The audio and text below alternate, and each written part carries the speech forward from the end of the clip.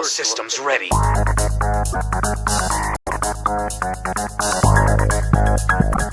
And we have finally had the early openings for Dragon Master Magia, along with the Battles, Blood, and Terminal Revenge. So I wanted to talk about what's going on with all of this. Um, Particularly going to follow it up with Market Watch, but really the big thing that I really wanted to focus on was this buzz around what they've done with Dragon Master Magia being exclusively quarter century secret rare. Um, this is the first time they've done this and not released a um, lower rarity. So let's have a little discussion about what exactly this means. Um, you know, Dragon Master Magia is um, it's. I understand why some people are upset about this because it is um, it's a new card, but it is a play off of a classic card, Dragon Master Knight. It appeals to all the Yugi boomers like me, um, and it gives a deck like Blue Eyes something really cool to work with, that really ups the playability of the archetype. Without it's still not going to be meta, but it does give them something to actually work with here.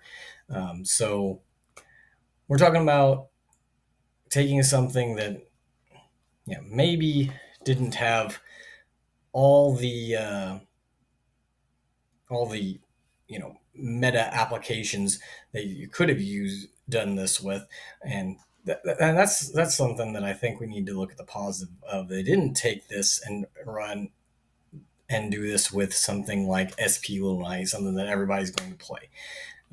So I want to look at the positives and the negatives here. That's part of the positive that I want to look at. On the other hand, they didn't do it with something like 10,000 Dragon, which really was not ever a playable card. Really, it was never, if they made it a typical ultra secret rare, it that would need it'd probably be a card you would barely know existed. So this is somewhere in the middle of that. And so what does this mean? I mean, we're looking at pre-sales. I mean, if you go on a few of the pre-sale sites, some of them still do have pre-sales of this card for 500. So looking at the price on TCG Player, you can kind of ignore this a little bit, because right now the we've had sales for 600, 600, 600, while those other sites that while they were basically listed as sold out. But last day or so, I forget which one it was. I've been monitoring several of the sites, and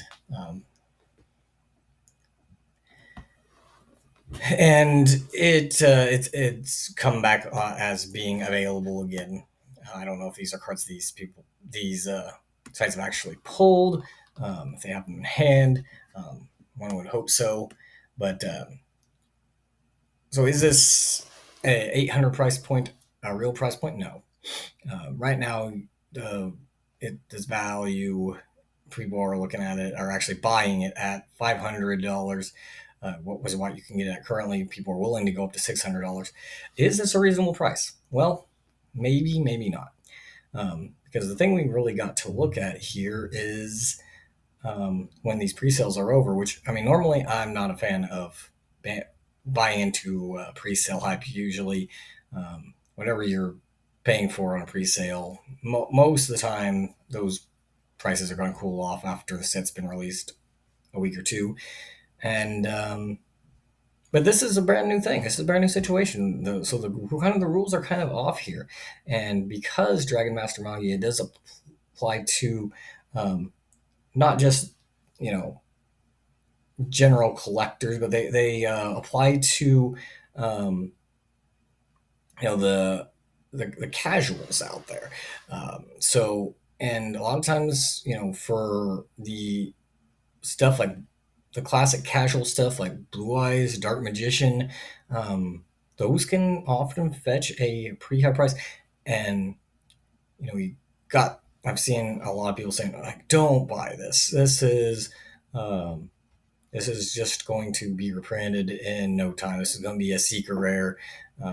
This the but even if it is printed in a secret rare, um, you know, we also have to look at what set this is coming out of. This set um, has Phantom of Yubel, which is a really good card.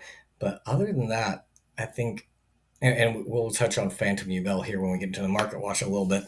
But other than Phantom of Yubel, this set does not have a lot going for it. It does have some other cool quarter century secrets, but overall, I think the set itself, aside from those high rarity cards, um, those quarter centuries, um, I don't feel like this set is necessarily a winner. I feel like a lot of people are not going to want to open this set.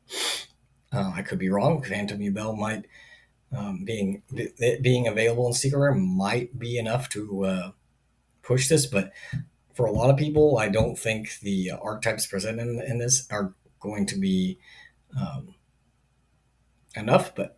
And that's what I'm hearing from a lot of people, that this seems to be the thought that they're thinking, their feelings about it, that it's not really an impressive set. A lot of people just are kind of writing it off, other than these quarter centuries. But hey, we'll see what happens. But if the set isn't very successful and a lot of packs aren't getting cracked, um, we have to look at the possibility that even a reprint of Dragon Master Magia down the line as a secret rare or what have you could mean that the card doesn't go down. And when would that reprint be? Um, it could be very soon. Maybe Konami wants that to end up being a card that isn't going to be exclusive for very long. Just you know, threw it out there to get to put some gas behind the sales of the set and of Terminal Revenge, and maybe by Christmas will happen. Who knows? Have it in secret rare, I should say. So yeah, that's a possibility, and at that point, maybe the value of Magia goes down significantly. But what if they don't? What if this is a trend of this is what if Konami is actually trying to do something to make it up to the collectors? Because keep in mind that in the last year, Konami has lost so much faith from their collector base by destroying the value of Starlight. So that was supposed to be the safe thing to invest in Yu-Gi-Oh. So now, no, everybody knows Starlights are not really the safe investment that everybody thought, and that leaves very few cards in the game that you can really invest in, especially when it comes to newer stuff, and actually hold on to that value. This could be a move that Konami's going to start making with doing printing a sought after card in high rarity and only in high rarity, but not a meta defining one, so that it keeps people. So it kind of strikes a balance there. If they were going to go about that, because rarity collection was supposed to address making the meta cards that everybody wants accessible. This could be something they're doing for just the collectors, and only doing it for cards that belong in rarities, um, or belong in decks that I guess might have been popular, but not. I mean, maybe rogue at best. I saw a Reddit post earlier, somebody talking about this, that oh, it might be cool if they did this with Burning Abyss, or some other cool road ice out there. I can't think of anything at the moment. Maybe Black Wings, something like that. That it would give people who are fans of that deck something to strive for, something popular, and something exciting to really go after.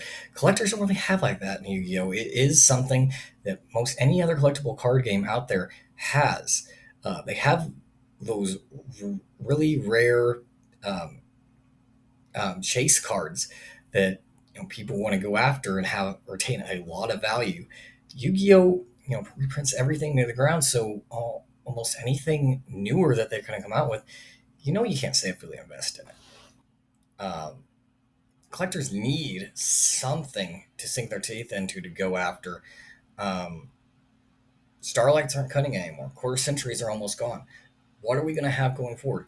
And maybe this is, Konami's way of appealing to um, the collectors that kind of feel betrayed and feel like, oh, no, there's nothing safe to invest in this game. Maybe this is them giving us something as collectors, and that could be cool. For just giving people something to chase after, and when they're buying those packs, cracking them open, hoping for something really cool. Now,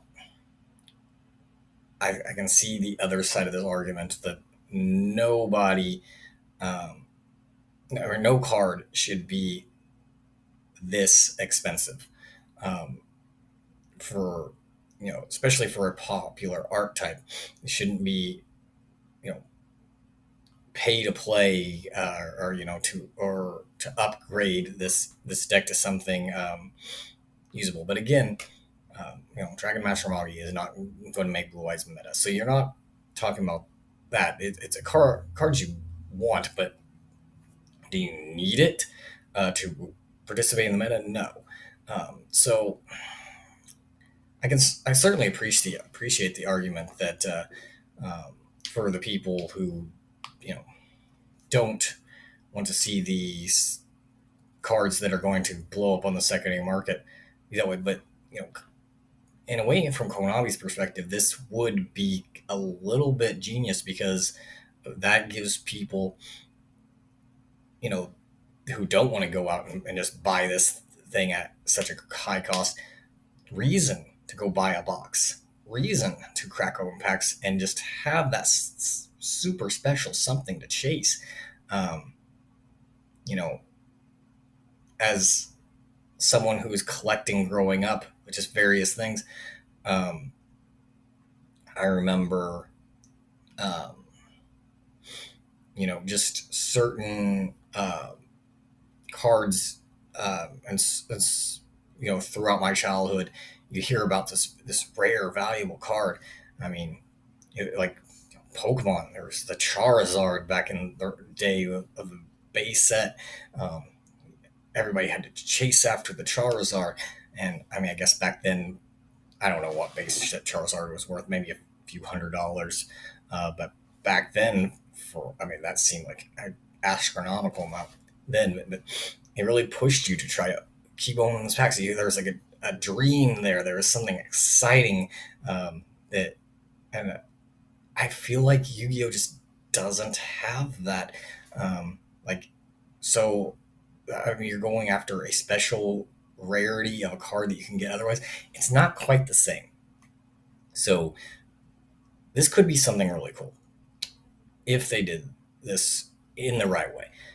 But there's also the argument that, okay, Konami, Komani, what were they? How long, if even if they did do this, how long until they decide to throw a meta relevant card in there? That's You need to have this, and that's when this stops being a kind of fun hypothetical, and also something very, very trademark Konami that I could definitely see them doing. down the road, pushing it and saying, okay, we've done this for a few times. We've put out some cool, fan servicey cards this way. Now let's put something in that's got some real meta potential, and then it falls apart. Um, so this is all conjecture, all things that we can hypothesize all day on. Is Dragon Master Magia going to be worth a price point? Theoretically, I mean, there's room for it to continue to go up and go the route of 10,000 Dragon and be a super high value card, because people are really going to want a copy of this, and these collectors and Yugi boomers like me, um, who are maybe they're going to wish like heck they bought it at the 300 or $400 price point that it was originally jumping at, and instead of, or people were jumping at to buy it at, and thinking, oh well, I'll just wait till it goes down. I mean, it's possible that it doesn't happen. On the other hand, the people who um, knew that they had to have a copy, and you know 100% needed it for their collection, um, and it's possible those people are going to be looking stupid here in a few weeks, and it's going to be under 200, and they're going to have lost out on money. Um, we don't know. My thoughts are, if while it's still at 500, if you can afford it, um, well, I guess the question ends up being, can you stand with not having this card for a long time? Because that might be the case. Maybe it doesn't go down for a long time. And if you can, if you're someone who says, okay, well, I'm okay if this takes years to get a secret reprint, and there probably will be a secret reprint at some point. I don't know. Um, if you're okay with that, then absolutely don't consider buying. But if you're someone who absolutely loves Blue Eyes, loves what this card does, what it brings to the game, and you know that it's going to drive you crazy if you have to wait very long to have your copy. You got the money, you know. I you know, I'm not going to tell you to go for it, but I don't think it's unreasonable either. Next, so while we're on that topic, I did tell you I was going to talk a little bit about the market and what's going on. Um, we are also looking at Phantom of Bell. This is a secret. Of course, there is a quarter century. I'm not going to go into the quarter century right now, um, but because both I believe are going to go down. This is something that I think will go down, somewhat, um, once the set officially is out on the 20th, here 5 days from now. And I say that with a grain of salt because, again, I this is the card that I think, um, other than the rare chase cards, the quarter century secret rares, this is the one card that I think, is really going to carry this set. Um, if that is the case and not enough of these packs are being opened, then the value of the set has to come from somewhere, and maybe it ends up being, this is part of the 5 card engine that I talked about, I believe, on my last market watch. Everybody is going to want to be splashing this in. Not to where it's going to go in every deck, but if you have room for this 5 card engine, it's you know it's a card that you're seriously going to want to be considering playing. So, do I think you should be snatching up Phantom of Bell at this price? No, I think 60 might be something that's reasonable. A lot of people have been saying 40. I'm questioning whether it goes down to 40.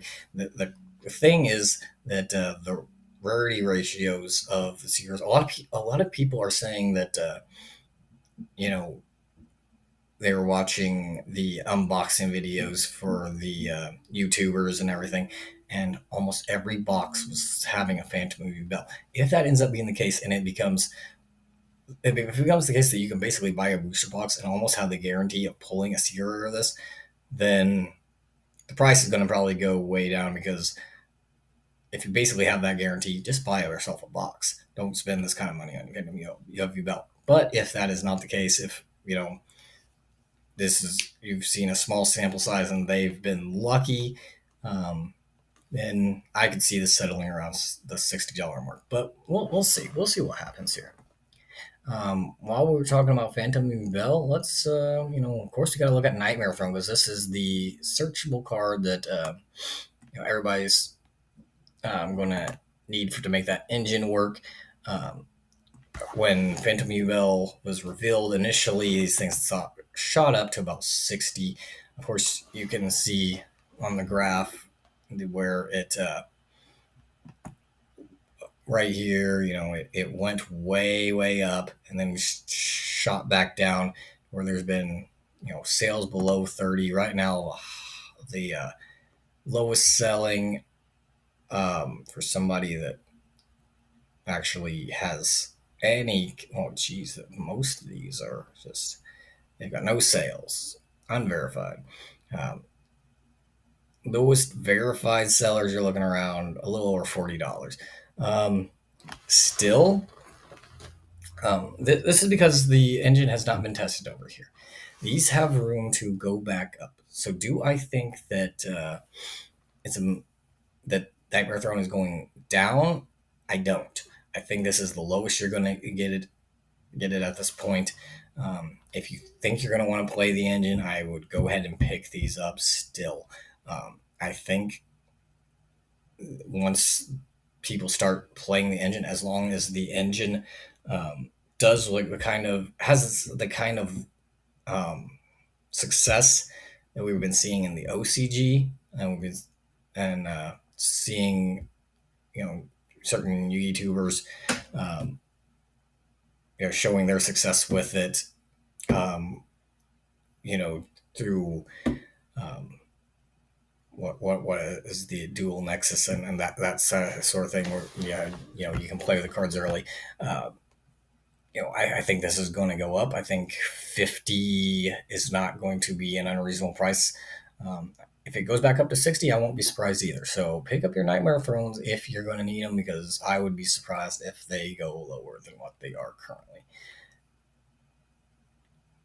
And just want to touch on, I want to touch on Guiding Quim. Um, this is sitting about 40. This was a card that a lot of people thought was going to get a reprint, if not in Rarity Collection and Terminal Revenge. And neither one of those things happened. Do I think that means, hey, let's go out and buy Guiding Quim? No, I don't, because it's going to get a reprint in the tins. Now, that said, to the price is going to go down with any kind of reprint.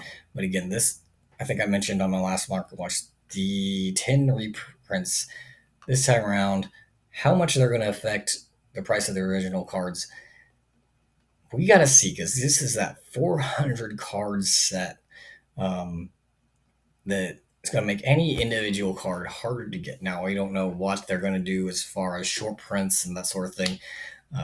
But obviously, with this being this close to those tins coming out, I mean, that's a few months off at this point. If unless you need Quem, then I would wait.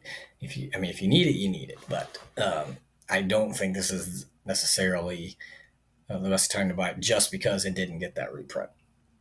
Another card to look at is Fabled Glory, because we all know Fiend Smith is coming out here in the Infinite Forbidden, and this is one of their engine cards that that really it's a free extender for the Fiendsmith engine, and um, it is a card that doesn't have any recent prints. So they got the super rare from Hidden Arsenal 2 sitting at around $10 for light play, near mint for 10. Um, okay, so about 10 either way. Um, and then you got a common for about a dollar or two less.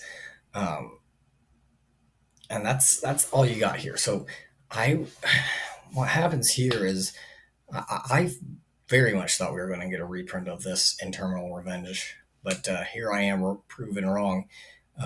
Because they didn't choose to reprint this, you got this card that you know as soon as Phoenix comes out. I mean, it's already at this price just from the hype of it. But once Phoenix comes out and starts, showing what it can do, which I have no reason to believe it's not going to be able to make a big dent in the meta here. This thing's only going to keep going up until it gets a reprint. So if you think, I mean, look into Fiendsmith if you haven't already.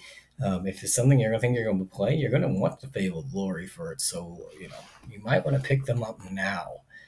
Um, just a few other things I want to look at. Um, I still am on Diabells, guys. It's under $10 now. I don't know why people are still sleeping on this. Sinful Spoils cards are still big in the meta. It's a walking anti spell, um, free easy summon. I don't know why this card is being slept on like this, but I think this is a great pickup. As long as Snake Eyes, Sinful Spoils are doing anything. Um, Maybe it's the fear that they're going to get hit soon or hard and it's not going to be playable enough. But I think, this card alone could still, even if the deck gets hit, I think you're going to still have enough playable Sinful Spoils cards to make this card useful. So, you know, I don't think you can go wrong picking this up. Now, I've not done anything since, Rarity Collection 2 came out. I did my last video the day it officially came out, I guess. And, I was wanting to come back and do a video just like after set settled down. Then, if anybody that's been following what the platinum secret rares have been doing, those really exploded and really surprised people.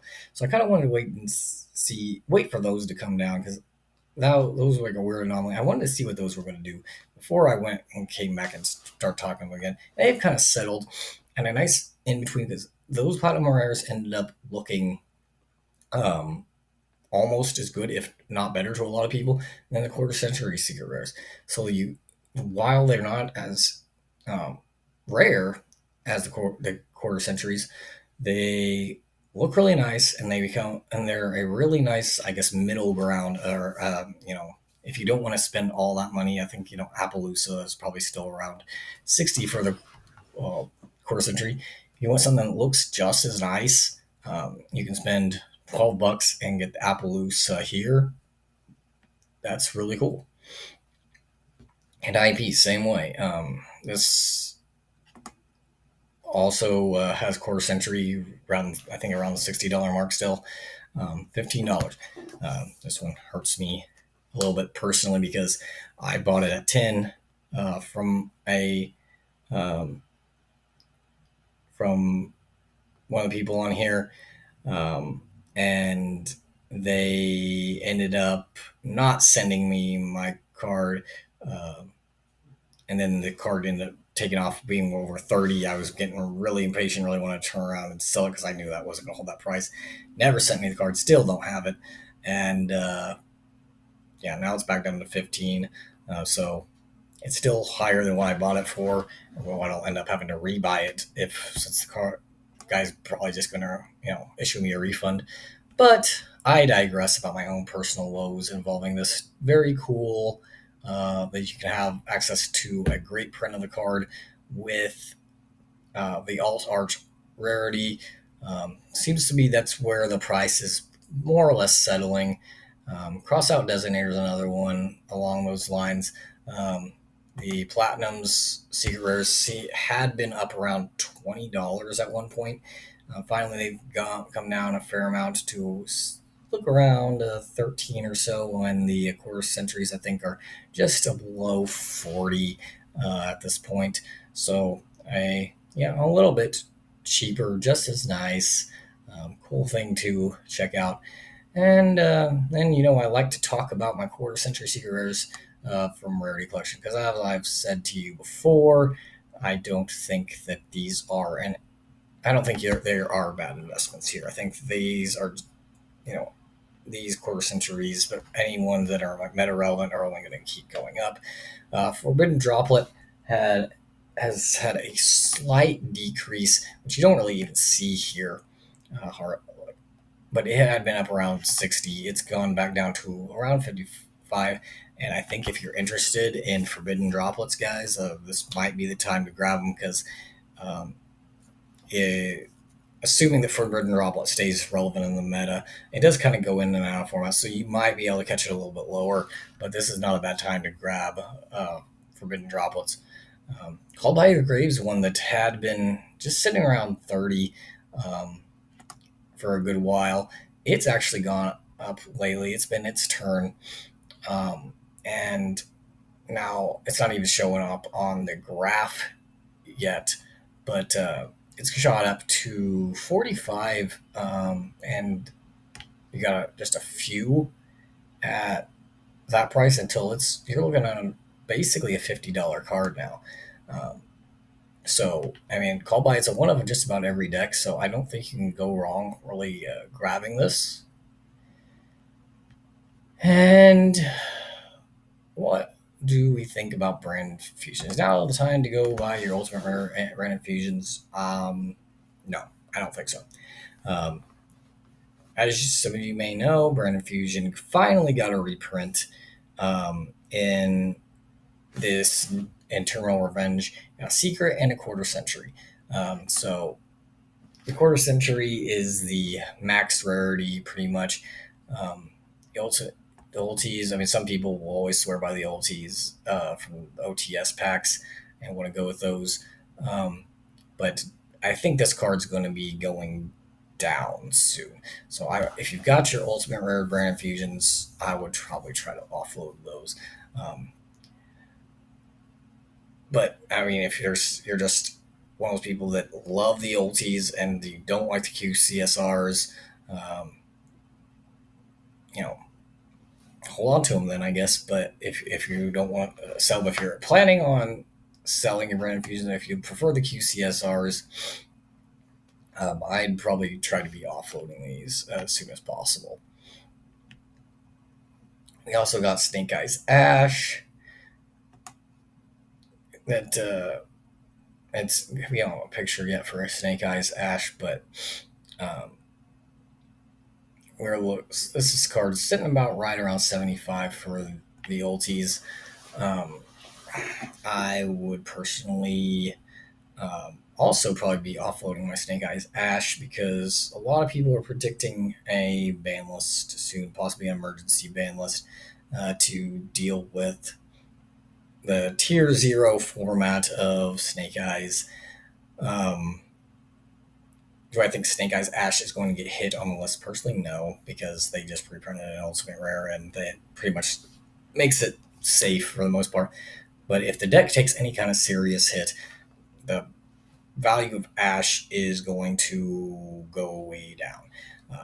So even if you think you're going to keep playing the deck, even if it gets hit, which I think the deck's still got plenty of room to be playable after that. There's no way they're just going to outright kill it. I don't think. Um, I think you go give it a little bit to see how that hit comes, assuming it does come fairly reasonably, and you could probably get this a lot cheaper. And the last actual card I want to look at is just Cashier Fenrir. Ultis going light play like Mirror Mints. You're looking at just below $45 for these. Um, you know, Kashtira Fenrir is kind of in a weird place right now. Um, well, I mean, Kashtira is still a thing as a deck, and it's just slashable as ever, but he's just kind of sitting there. Um, I don't see Fenrir getting hit anytime soon. Um, if he was going to get hit, I feel like he would have already gotten hit. Um, so I think this is the first ban list coming up where we can kind of relax on the possibility of Fenrir taking some kind of hit. Um, Soon Konami doesn't do one of their famous late hits that just make no sense to anybody. Um, and I don't see Fenrir getting another reprint, barring a reprint soon anyway, barring a third rarity collection squeezed out by the end of the year by Konami. So if you want to pick up the Ultimate Rares, which of course are the best investment as far as Fenners are concerned, now might be a decent time. I don't really see them dropping below this $45 point. And last thing to look at, just for funsies, is the Kai briefcase. Boy, am I glad I grabbed one of these for, you know, through the official channels at 500. Now I'm kicking myself that I didn't buy more. Like when it first came out, turn around, people were trying to sell them for 500, 600. Just with the first week or two they were getting them, and I didn't buy them, and I should have. Because lowest on TCG Player now is about 1,200. Um, yeah, kicking myself, but this ended up being a really cool product for a lot of people. Like I said, I bought one myself, love it. The briefcase, the cards, the blue eyes slab. There's if you're a Kaiba fan, you're a OG anime fan. I'm not going to tell you that paying $1,200 isn't worth it. I'm certainly not going to, because I already have one. But if you really one of these, I can't say a lot of enough good and cool things about this. Um, and I hope Konami continues to give us cool collectibles like this in the future. I wasn't really a fan of the Egyptian god slab things that they did, um, that gave you a chance to get the Blackluster Soldier. The Blackluster Soldier, very cool, but I digress. Um, this was a cool thing. This is as much as Konami has been getting it wrong lately, in my opinion. This is something the side promotion kind of things like this. Um, this is where Konami is actually hitting some home runs and doing well. I would really like to see more cool products like this from Konami in the future. Anyway, that's all I have for you tonight, and um, yeah, hope you guys all are doing well. You know, curious what you guys have to see or have to say about dual uh, terminal terminal revenge, I should say. Um, and yeah, what are your thoughts on Dragon Master Magia?